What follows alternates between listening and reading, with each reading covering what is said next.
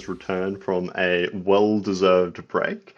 And this week we're going to be talking about wallets and competitions and entropy and a lot of technology that goes into the behind the crypto. You may have seen that over the last few weeks we've posted this image and this image to our Facebook, Twitter, and a few other different social medias that we had. This was a little challenge that we kind of ran to help people understand how wallets work, how there are many different ways to generate a wallet. Before we run through this specifically, and we're going to show you what the answer was to this little challenge, Janine, do you want to kind of take us away about what actually a wallet is and how this, something that's a picture on a screen, actually relates to the blockchain, which is like kind of something on the internet? Yeah, awesome. So yeah, we'll start with an overview of how wallets are actually pieced together, and then Patrick will take us through how this competition could be cracked. So many of us in crypto are familiar with the idea of a set of 12 or 24 words to create a wallet. But if you don't actually know how those list of words can get to a wallet and how you'd even start with that list of words, that's what we're going to run you through today. So there's three key parts to a wallet. The first part is what's called a mnemonic phrase. So this is your list of words that you might be used to, and those words are, the way that you can restore your wallet. And then from those words, there's this one-way derivation path, or this, you think of it kind of like making a smoothie, right? If you put a frog in a smoothie and you put a frog in a blender, blend it up, you're going to get a frog smoothie. But you can't ever go back the other way. You can't ever turn that frog smoothie back into a real live frog. Don't recommend actually blending frogs to understand this principle. Hopefully it makes sense without the practical application. Or use bananas, same thing. So once you take that that phrase, you put it through the one-way blender mathematical equation and you get your seed. And then from your seed, you've got another sort of nice little one-way blender to get your private and public key pairs.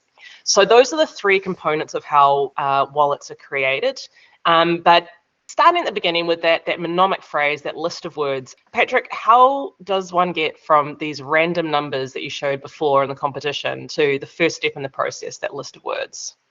Yeah, so this is kind of where it gets like really fun and really, really interesting. So those words are kind of a way of representing a seed, essentially, a seed phrase.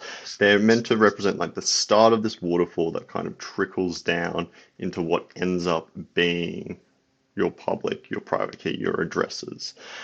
So there's a list of words. There's 2048 different words, and their list of them represents a little bit of like mathematical, represents a few mathematical numbers, which are just this key input into the SHA-256 algorithm. Sorry, So Patrick, a little binary pop quiz for you here. Sorry, Patrick, little binary pop quiz here. Why 2048? Why that specific number? It sounds like a pretty strange number to pick for a list of words. Yeah, well, people in technology famously hate round numbers. It's actually because computers at their core are fundamentally based upon ones and zeros. Something's either on or off. A light can either be on or off. And that's all our computers are, little pulses that send around. So computers, when they work, generally work off 2 factorial, right? So 2 squared, 2 to the power of 4, 2 to the power of 8. So 2048 is actually 2 to the power of 11. It's 11 ones and zeros, it's 11 ones and bits. Thus, you can kind of represent any word in that list with 11 kind of zeros or ones that kind of fit into it. It's just, you can't see the same thing in hard drives, you can't see the same things in a few other different places related to computers. It's just because our computers are fundamentally just little ones and zeros floating around in cyberspace. Right, so this list of words here, it's a way for us as humans to kind of talk to computers, right? We see a list of words that we understand, and then we can translate that into a list of set of ones and zeros that the computer understands. So it's a pretty nifty little translation layer.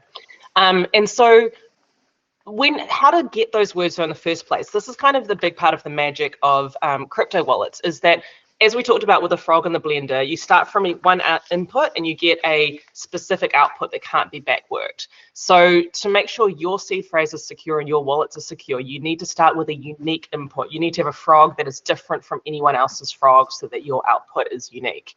And to do that, we use what is called entropy, or otherwise known as randomness. So just making a whole lot of random things to go into the inputs helps you get a unique output.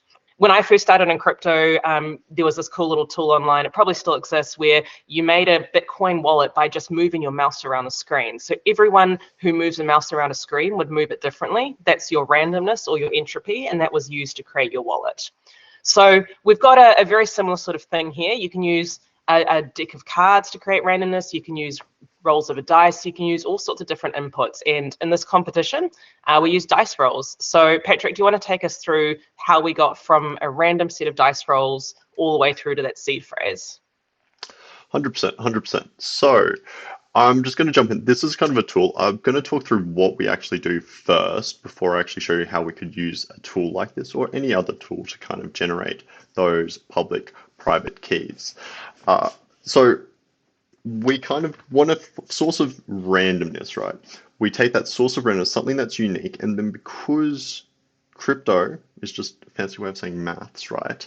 The same equation with the same inputs will always equal the same outputs. Provided you always put in the same input, you'll always get the same output.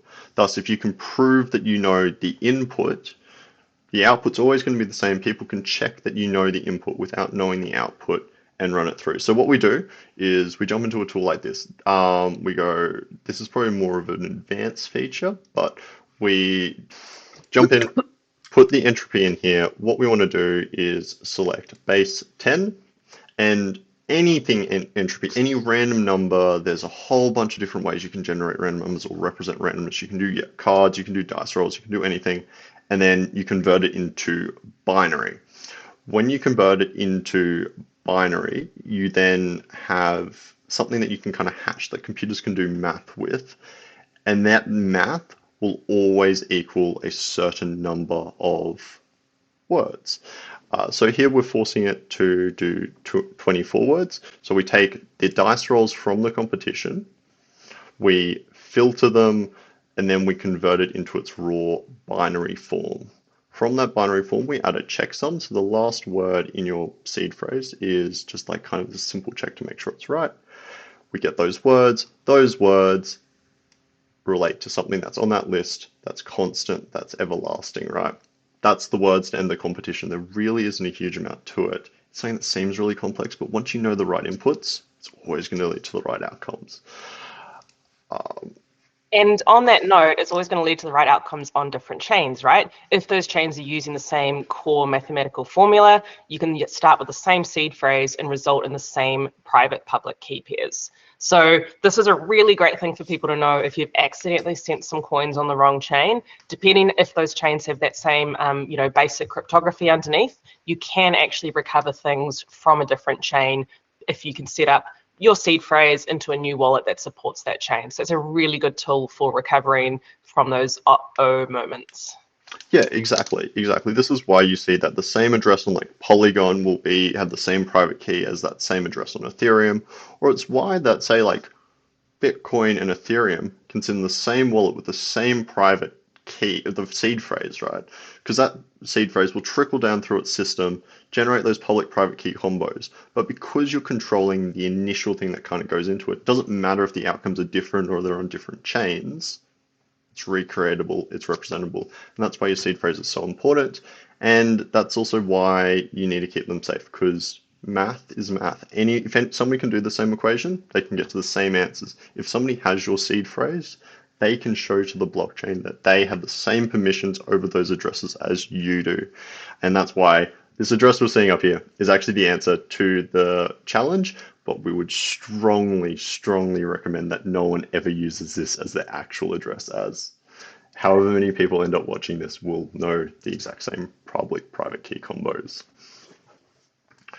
Awesome. So look, that was a bit of a run through on how wallets are generated. Hopefully gives you a bit more understanding as to some of the nuts and bolts under cryptography and under blockchain, and also perhaps gives you a bit of appreciation that this really is putting, money in your control, being your own bank. You could create your own bank account number effectively from scratch, make it something completely unique that only you know have access to. It's a pretty powerful way of doing money. And, we're big fans of blockchain and crypto here, and hopefully it's been useful to understand a little bit more of what goes on under the hood. Yeah, awesome. I think that probably wraps up this episode for this week. I'll be around to answer any questions that anyone has. I love talking about this stuff. I'm a nerd. But yeah, I think the one thing we're trying to probably highlight here is, yeah, information is power. These are things that helps if you understand. It's just going to make your life a little bit easier.